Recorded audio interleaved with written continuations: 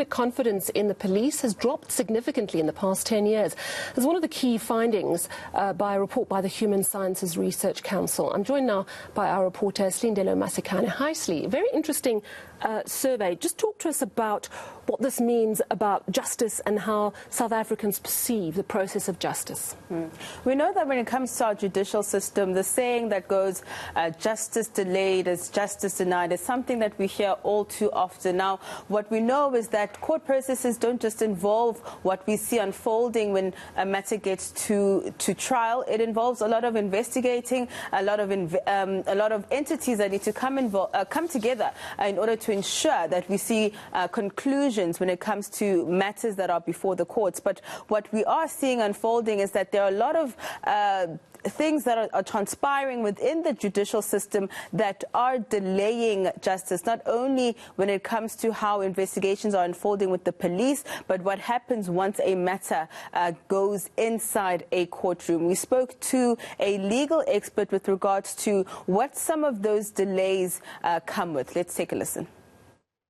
There's certain procedures that needs to be followed before a matter can actually proceed to trial. So if the investigation is not complete, obviously the prosecutors will send the matter back for further investigation if they're not happy that with what they have currently on the docket that they will be successful in prosecution. That is one of the things that can delay.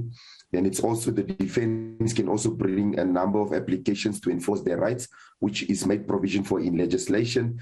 And over the last 2 years or 3 years, more or less, give or take, we've also had to deal with the COVID pandemic numbers in court and also our old problem of load shedding, because I had a couple of trials in the past 2 years that could not proceed because of there's no electricity for them to actually record, so that transcripts is available after we've led evidence so that you can look at it. So there's just some of the things that can actually play a role in why trials is delayed or not proceeding as fast as people would want it to happen.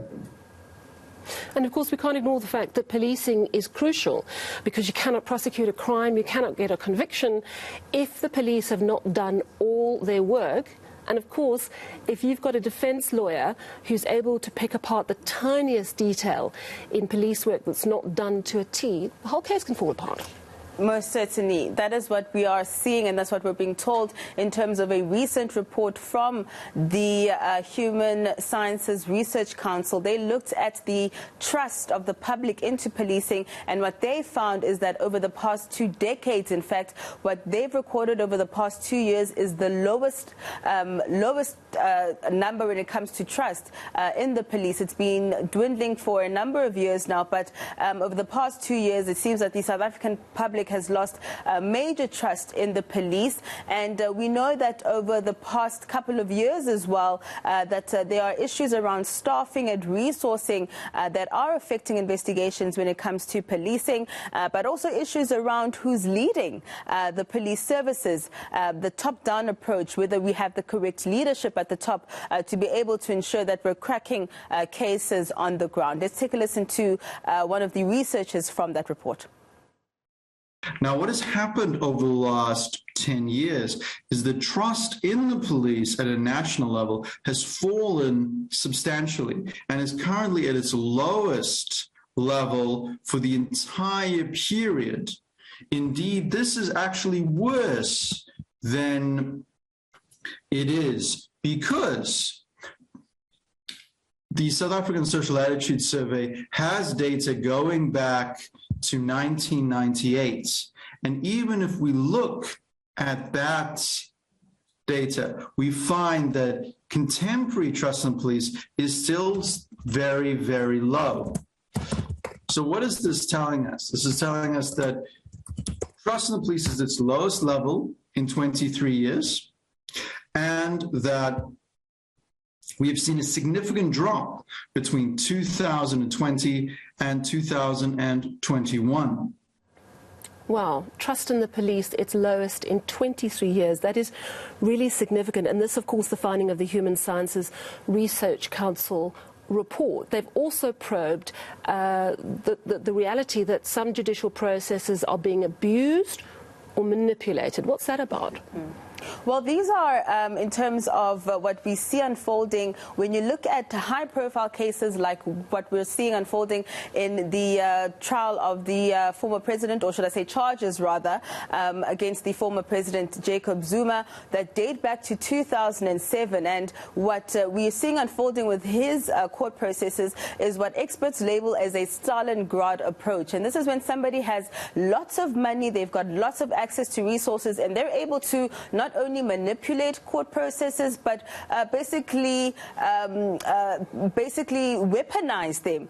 In fact, is what is the wording that they use. So you will exhaust all avenues. You will bring applications to the courts that are frivolous, just to waste the court's time, just to frustrate that court process, and essentially just manipulating court processes to try and get away from actually facing the might of the law. So that's just one aspect. Another aspect that we see is when court cases take too long, Sally, to actually get to that trial phase. A classic example, what we're seeing right now with the Senzo Meyiwa trial. This is a trial that's 7 years almost too late.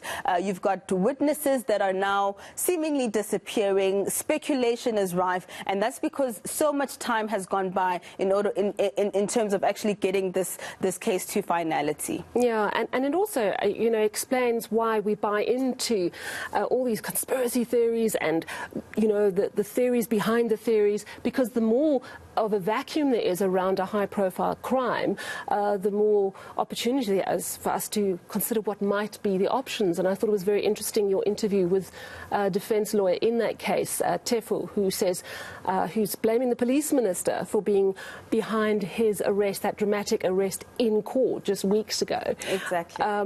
But how do we then restore public trust in the judicial system? Well, according to experts that we've spoken to, Sally, what we need to see is the speedy resolve of these cases, and it's seemingly getting quite difficult to do so. There's a major backlog in the courts. Many suspects are behind bars for more than 2 years, just waiting for their trials to begin.